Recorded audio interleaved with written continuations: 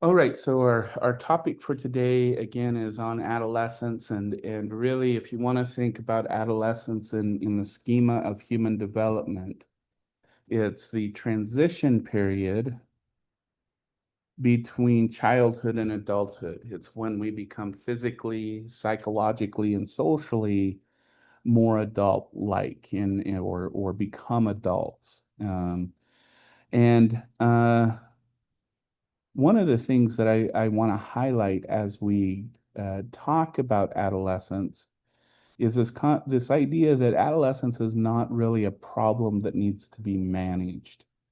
That what we see, what I hope you find in the course of this lecture and through that learning module, is that the things we see in adolescence that as adults drive us crazy are actually processes that are necessary for the individual to go through in order for them to quote unquote leave the nest and start their own family and their own adult history. If we didn't have this period of transition, we would have stayed kind of this single family unit and wouldn't have expanded as far as we have as a species. So, what we know about this period is that it's a highly adaptive period, very specialized, and it interacts with our biology, our the development of getting a physical adult body, our cognitive systems. We'll see.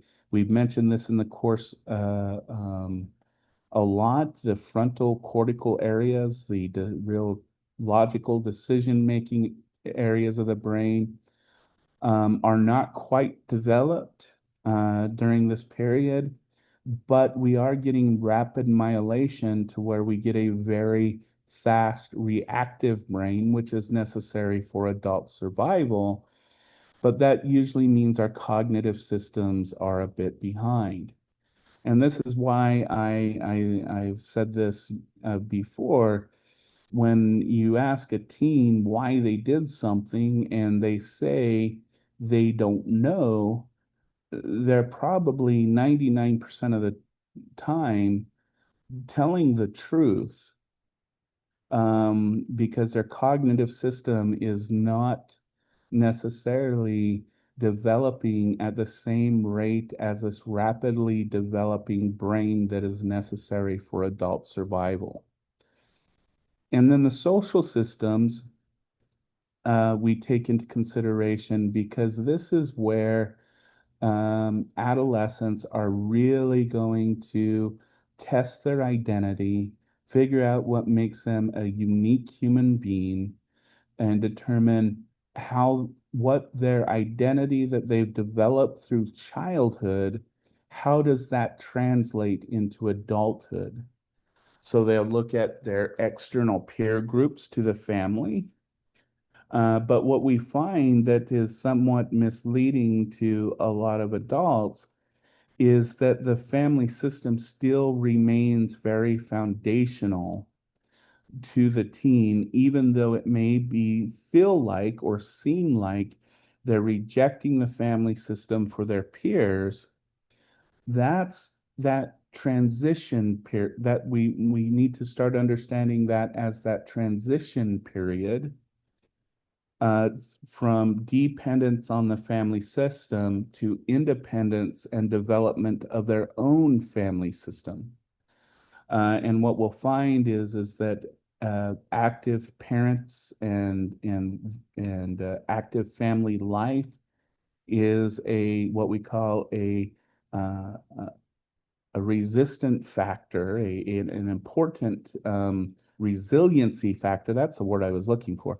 Resiliency factors to all of the pressures that teens often experience, especially in our modern world. Okay. So when we talk, and I do want to just kind of talk about some common misconceptions or cultural myths about adolescence. just in the beginning of this to kind of get us thinking about what looks like a chaotic, impulsive, not sure, taking relationships from 0 to 100 miles per hour quickly, that these are actually normal processes that are really built into our biological, cognitive, and social systems. So the first myth is adolescence is universally a time of storm and stress. And what we find, though, when we measure it, right, is that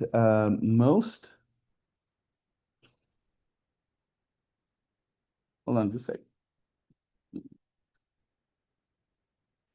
Most adolescents actually don't go through severe paralyzing distress. In fact, it's only a minority that go through the stereotype of a teen in teen years. Okay.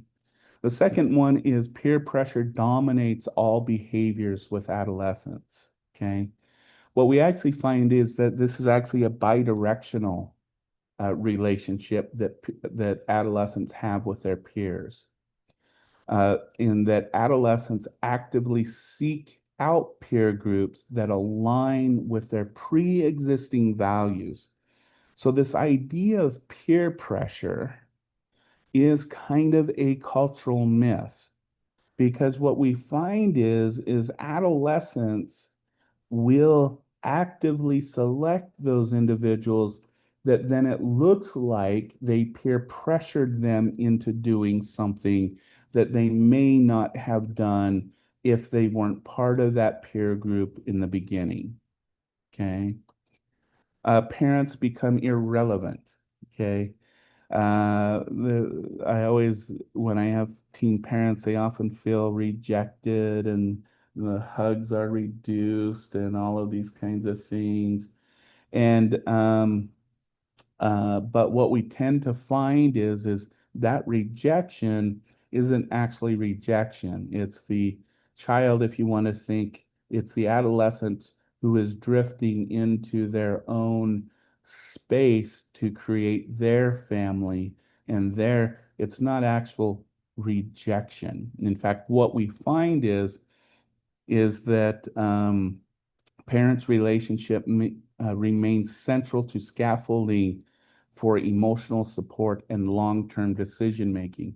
Remember again when we talked about that rapid behaviors, and you ask the teen, why did you do that? And they say, well, I don't know. There's a clear different outcome for the teen who the parent sits down and helps them through the decision-making process that occurred, gave them the emotional support versus the parent says, well, you're grounded and I'm taking your car away or your Xbox away for a week. Okay. And there's a clear difference between that and the parent that is actively still providing that scaffolding for the teen to develop into their brain and into their rapidly changing biological system. Okay. Teenagers are inherently reckless. What we find is that risk-taking behaviors among teens is actually very contextually based. Okay. And is driven specifically by specific neural reward sensitivity rather than general desire for danger. Okay. If you listen to, I believe it was a podcast, they talked about how teens have a very sensitive dopaminergic system. Um,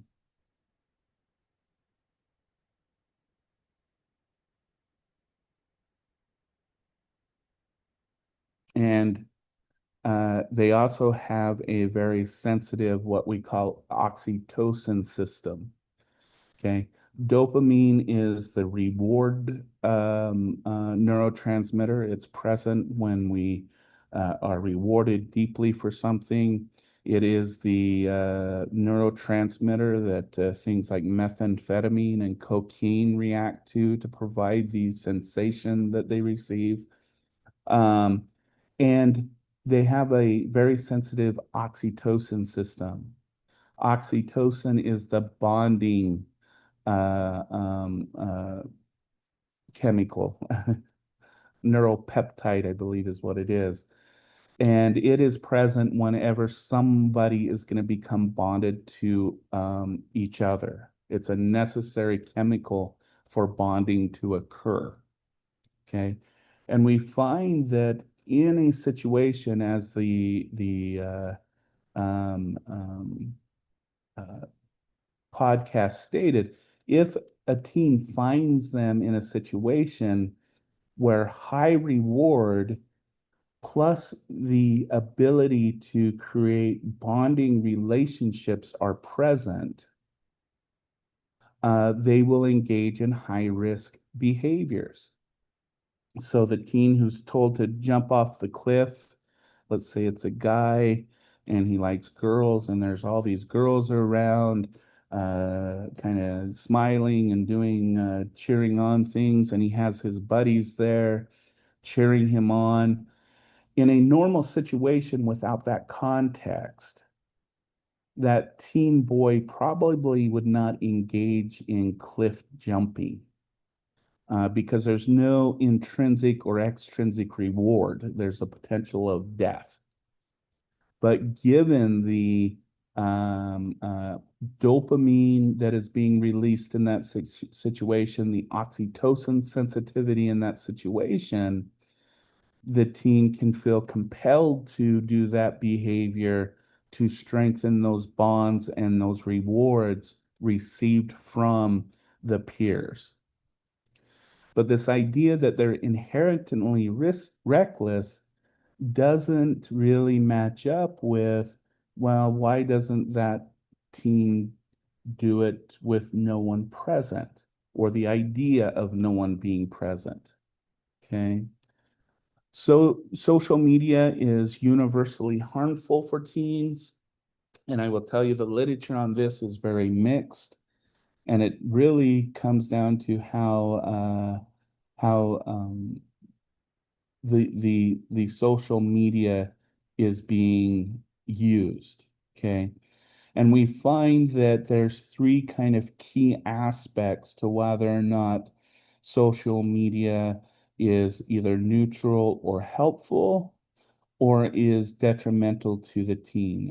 And it depends on what's called usage pattern, identity, and offline social context. We find that when a student or a teen, I should say, not a student, when a teen or an adolescent uses the social media as things like coping skills, as ways to reduce their anxiety, the proverbial adolescent who says they have to see social media in order to get to bed, the adolescent that must constantly be on social media and checking out social media. These are usage patterns that can become harmful to the adolescent because they're not learning coping skills to deal with normal living situations, like how to get yourself to sleep, how to manage a stressful situation, how to cope with stress. The second variable that tends to predict this as well is identity. Whether or not the adolescent's identity is completely based upon social media, or if social media is just an additive identity confirmation or identity denier to the real world that they exist in. Okay. So a teen who constantly needs to go on social media to validate themselves This would be over reliance on social media for identity confirmation. Okay. This can lead to things and is predictive of things like depression, anxiety, suicidality, eating disorders, all of those things that come from seeking identity purely from online sources. However, if it's an adolescents who use social media and they're not too concerned about how many likes or how many dislikes they get, they interact with their world and ask parents and other real life teens kind of about problems and about how they're feeling about themselves. They tend to enjoy social media because it's not driving their self-esteem and their self-worth. Okay. And then we also find the offline social context is important as well. If the teen again is just isolates themselves, isn't getting involved in extracurricular activities, is what we call edgy because they're not online, that kind of edgy, grumpy kind of vibe. Um, if they're unable to hold conversations in the offline world, we find that these are all risky, are high risk for social media to have harmful effects. But again, if an adolescent is able to be offline without anxiety, they're able to go talk to mom and dad or go kick the ball around down at the park or play a video game without having to check their social media, those kinds of things, that we tend to see that social media can actually have a positive influence. Okay. So these three variables seem to predict whether or not social media can potentially be harmful or unharmful to an adolescent.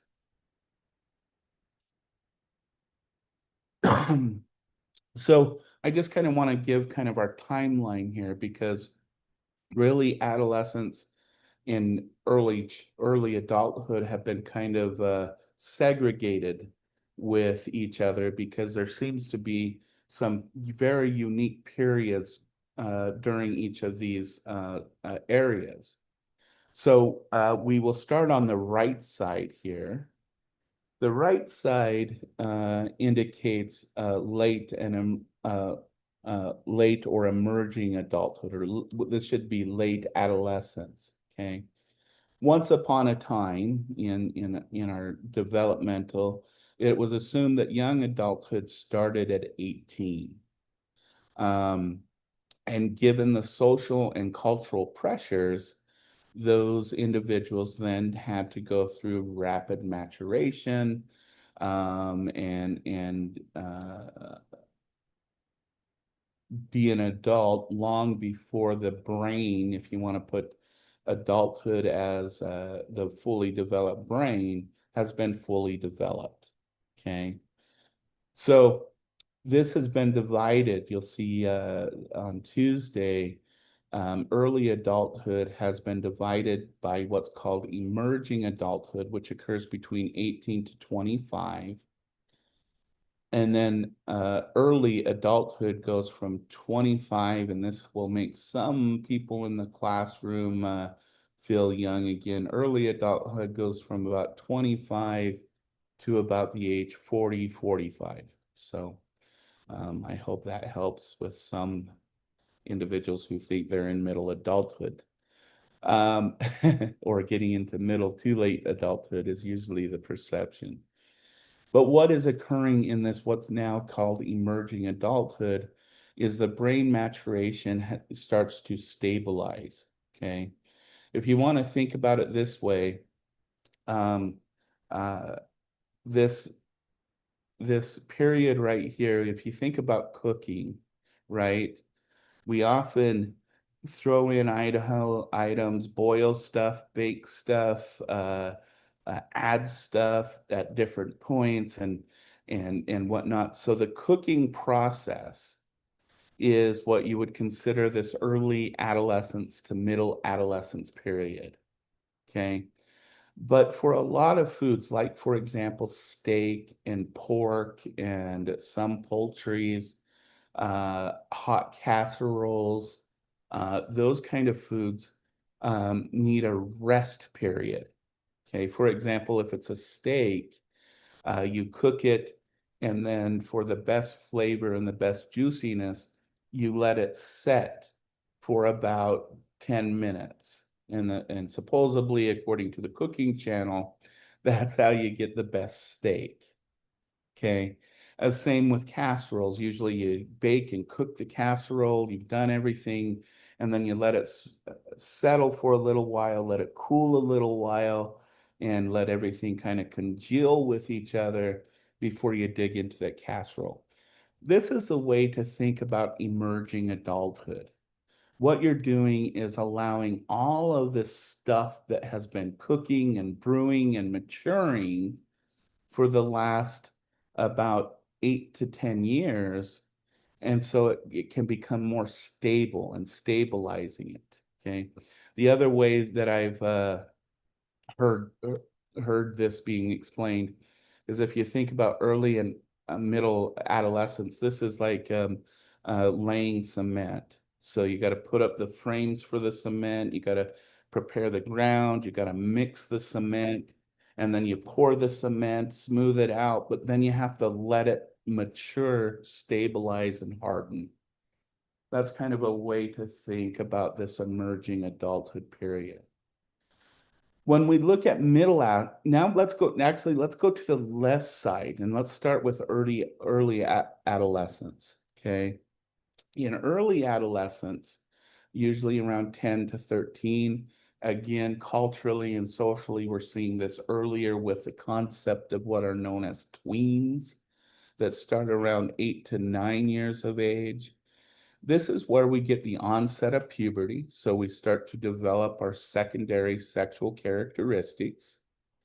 We start to rapidly grow into our adult body. And this is where peer orientation starts to be more important. This is where the child will maybe ask mom and dad for advice. And then they go to their peer and said, well, this is what my mom and dad said. What do you guys think? Okay. And so this is the period where they're starting to orient towards support systems that are outside the normal family system. Okay. And so we have this rapid development. Remember, it's in this early adolescence where we're seeing this rapid myelination of the brain. And the development of the brain is slowing at a cognitive rate. Okay. And so we get into middle adult adolescence, and this is where the peak of risk taking takes place. This is where, and when I mention risk taking, I'm not necessarily meaning it in the negative sense. Risk taking may be trying out for the football team, even though the adolescent had never even played football or what maybe the only thing they watch each year is the Super Bowl. Okay, this is where the adolescent might try out for different things. They might stop some things that they're doing to just test to see what it would be like without that thing. Okay. The other thing that we do know is part of this risk-taking process is because it's really during this period where we're going through that identity exploration. I mentioned in the class before that young to middle childhood is really when our identity kind of has set its pattern. It is in this period of time where the adolescent is really refining it. Okay. So if you think of early childhood to late childhood, they are building the block of granite of who potentially I can be and who I am. It is the 14 to 17 years where we find that this is where the block of granite starts to look like a statue because we start testing different aspects of our identity and really figure out who we are as a person, as an individual, what defines us. And so we're going from a block of granite to a statue. Um, Sometimes not a very good statue, but a statue no less. Okay, and then we get into this emerging adulthood, like I said, is this period where we're really stabilizing all of this chaotic neural body uh, relationship changes that we've been through um, to this period.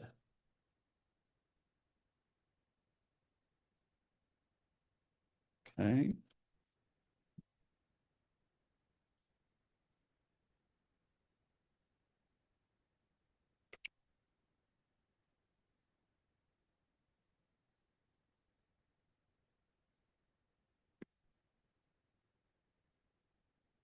Okay, so let's talk a little bit about physical growth.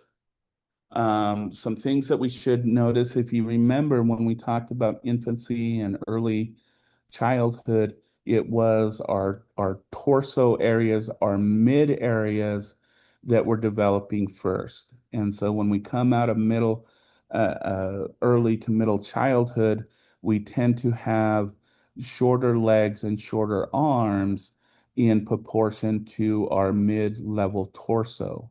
Okay. It's during puberty and through adolescence where our extremities, our arms and legs, start to go through a rapid growth period. Okay. Where even though it started first, the torso and internal organs are the kind of the organs that kind of develop last through adolescence going into adulthood. Okay. And this kind of explains the temporary physical awkwardness that we see in early adolescence. We often see them tripping over themselves, as an example, fumbling with stuff.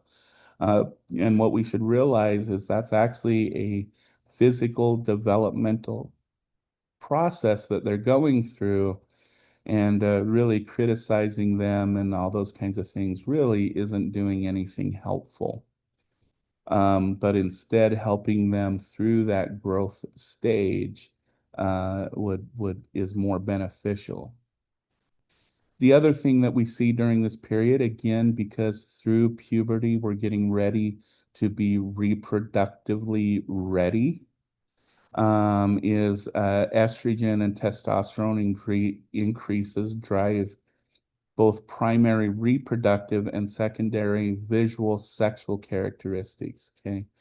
And it's important to note that while, yes, women tend to experience higher spikes in estrogen, and men tend to get higher spikes of testosterone, both adolescents, boys and girls, have spikes in both hormones.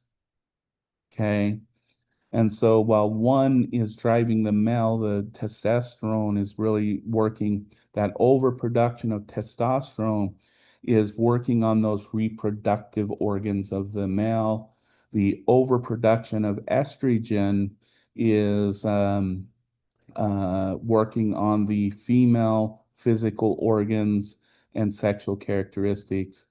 But if let's say by adolescence, we already had fully developed physical um, primary and secondary sexual characteristics, we would actually see an equal spike in estrogen and testosterone between boys and girls. Okay. And so what we do see, though, as far as timing based on gender, is that they're early maturing girls, we find that there tends to be a higher risk for anxiety, depression, early risks behaviors due to mismatch between their physical appearance and their emotional maturity. Okay. So we often find that going through puberty at a younger age has a less positive effect for girls. And we actually find this not initially, but in the long run, it has a similar effect on boys. Early maturation in boys tends to provide an immediate social advantage. Okay. That they're bigger, stronger, da da da. But what we find is over time, due to the rapid maturation tempo, the not sure if they're an adult or a child, uh, adults looking at them differently than their peers, that really even early maturation with boys is linked to increase depressive symptoms and substance use. Okay. So my point in this is we often look at girls and we get very concerned when they go through early maturation because we know the harassment and everything they go through initially. The one thing is that we should also look for our silent boys on this other side, because even though initially it looks like it's favorable for a boy to go through puberty at an earlier age, we actually find more long-term risks for that as well. Okay. And I should note that this is also culturally bound what boys and girls go through based on when they go through puberty. Okay, so we find these findings and the timing impact more prevalent in Western cultures than we do collective cultures. Okay, so this is a culturally bound issue, not necessarily a physiological problem.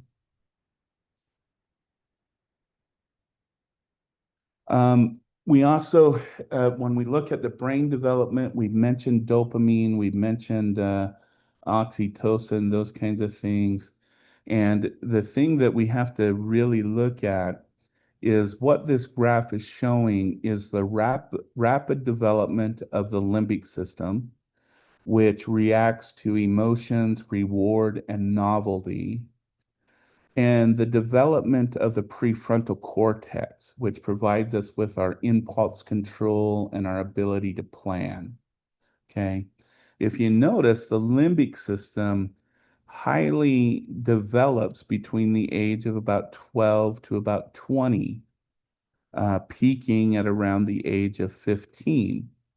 So this system is coming, quote unquote, online before our ability to control intense emotions, the effects of reward, and whether that reward is something good for us or bad for us, and to understand novelty and new situations. Okay. And we will see that it isn't until about the age of 25 where these two systems kind of take a divergence, where the prefrontal cortex becomes more developed than the limbic system. Okay. Now, I should note, and there are risk factors that can interrupt this system. Okay. So, for example, teens who start to heavily drink. I'm going to use these two examples. When I say heavily drink, I mean they're binge drinking 3 or 4 times a week. Okay. Adolescence that goes through either a series or one severe um, um, uh, event of sexual assault. Okay. What we have found is that those two traumas specifically, there's probably other traumas. Those traumas stunt the adolescent's brain. It basically stops it from growing. So the majority of adolescent rape occurs between the age of 12 to 16. Look at where the limbic system is: impulsive, reward, novelty, emotional, reactive. And look where their prefrontal cortex, their ability to impulse and to plan. Look at the difference, because according to a lot of research, one of the risks of adolescent sexual assault and adolescent heavy drinking is that, let's say we have a 14-year-old and maybe they experience both. This is where their brain stops developing. They will not see this increase in the prefrontal cortex, and they will not see the decrease of sensitivity of the limbic system. And they get stuck in this hypervigilant, dopaminergic, serotoninergic system that rewards impulse and bad decisions and those types of things over planned, controlled events. Okay. So something to kind of think about when we're working with individuals, adolescents who have substance use disorders, who have been sexually harmed, because we find that the sooner that those individuals go to recovery and go through help and get assistance, the less of an effect this stunting is going to have. In fact, in some cases, it can actually correct itself based on how soon and how the system intervenes. Okay. So some things to think about when we're looking at different potential risks when it comes to teens. Okay. What this also means is that we work on two systems, even as an adults. We have an intuitive system and we have an analytic system. Our intuitive system is that quick, fast acting, unconscious, this is what I need to do to be okay. And for most decisions throughout the day, it works wonderfully. Okay. I think about, uh, uh, well, I have cats. Okay. And so this is going to be a silly example instead of a serious example. And I have a Chomsky cat who loves grasshoppers. And we've had a lot of grasshoppers around our house and our door. Okay.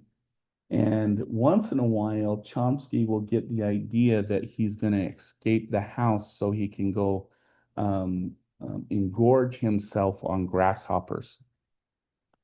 And so if I didn't have my intuitive system that instantly recognized Chomsky getting ready to jump through the door when I open it, he probably would have escaped a long time ago.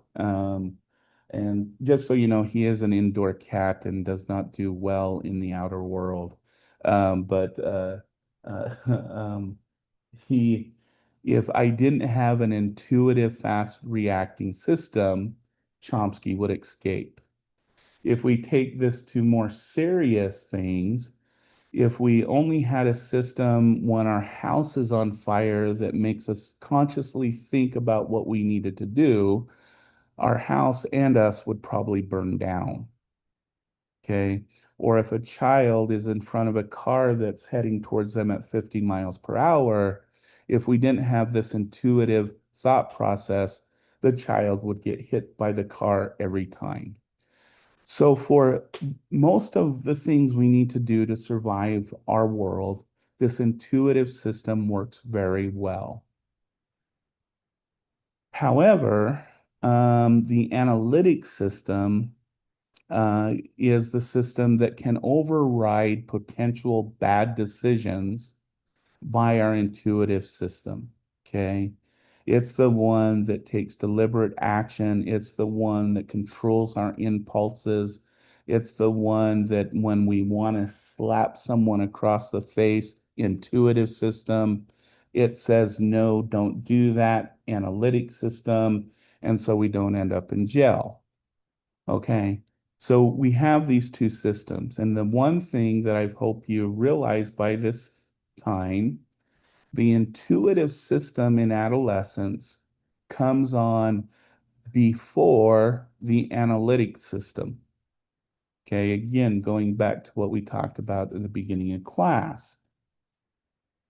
The other cognitive aspect of adolescence that we need to talk about, when I talked about early childhood, I said there were two periods of life that we measure most egocentric in early childhood and in adolescence. Okay. And what we find is this egocentrism is a byproduct of some new cognitive abilities that are developing through adolescence. And these two things that create the egocentrism in adolescence is the imaginary audience. Okay. This is the belief that everyone is watching them. Okay. Though I am the stage and the world is my audience. Okay. And then the personal fable, which is the belief that they are entirely unique and invulnerable to harm.